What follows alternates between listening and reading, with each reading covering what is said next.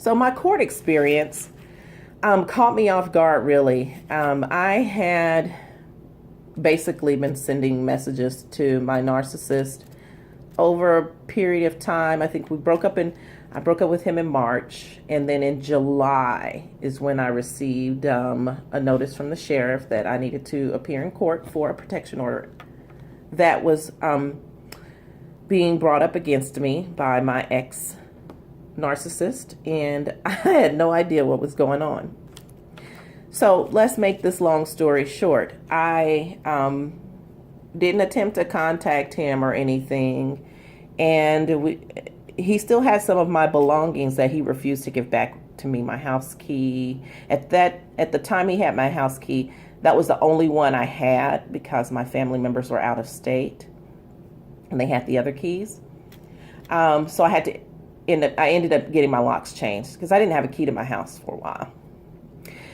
He had an expensive bicycle of mine and some other things, and he just refused to talk to me and refused to act like I existed, anything. He just didn't respond to anything. So I find myself in court in July, standing, and I was being accused of calling CPS on him for his children. He said I was harassing him, and really the emails were asking for my stuff. And I may have said a few things that didn't have to do with my things because I was upset. I was like, how dare you? I mean, you treat me like crap. Now you want to keep my things, and you're just a terrible individual. So some of my emails included that. However, I was not harassing him. I was not doing it every day or every other day or anything like that. When I got to court, the judge was looking through the emails, and he asked me, did I want to look at them? And I was like, okay, sure. Because I'm thinking he has this big stack of papers, and I was thinking to myself, I know I didn't send all of those messages to him. Well, when you look through it, he had messages from when we were together. So he tried to, it made him look bad. I mean, it was the dumbest thing ever. I mean, here it is. You're trying to deceive the judge as though he's not going to look through here and see the dates on these emails. And so the majority of the emails or text messages he presented were messages that we sent back and forth while we were together. So I told the judge that, hey, we broke off our relationship in March. Most of these emails are from that time. And the judge looked at me like, I know. And I said, but the ex-wife, who was also there, I was really baffled by that. She was there with him. So I don't know if he threatened her or what. She had called and told me some things about them. And these are the things he wrote on the report claiming that I told CPS about him killing their dog. I did ask him about those things, if they were true. Of course, that was another thing he didn't respond to. He just didn't talk to me anymore after I broke up with him. I'll tell you about that on another video. Didn't talk to me, had the stone cold silent treatment as though I didn't exist. Just like this ridiculous, the most childish thing ever.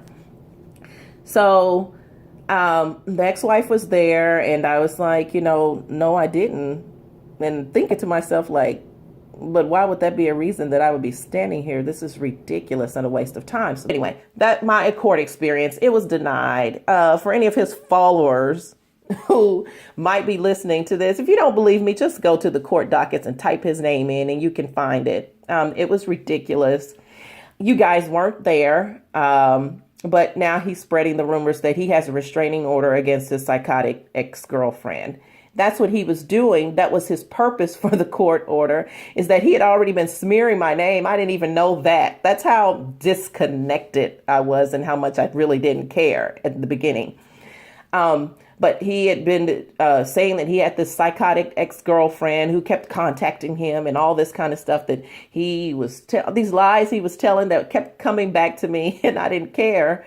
But the purpose of court was to say, see, now I got a restraining order against her. They're too dumb to even look it up to see that it was denied or ask why it was denied. Just be careful. They'll do bogus stuff like that in their smear campaigns. And you know what? Don't let it get you down. Don't let it make you feel some kind of way. I just let it roll off my back. And,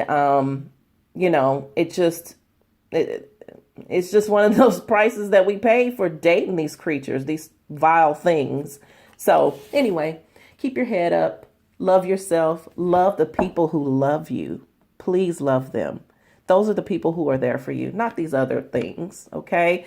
They have flying monkeys, whatever. Who cares what those people think? You're better than that. You're better than them. So just enjoy your life. Be happy. And enjoy being without your narc. Have a good day.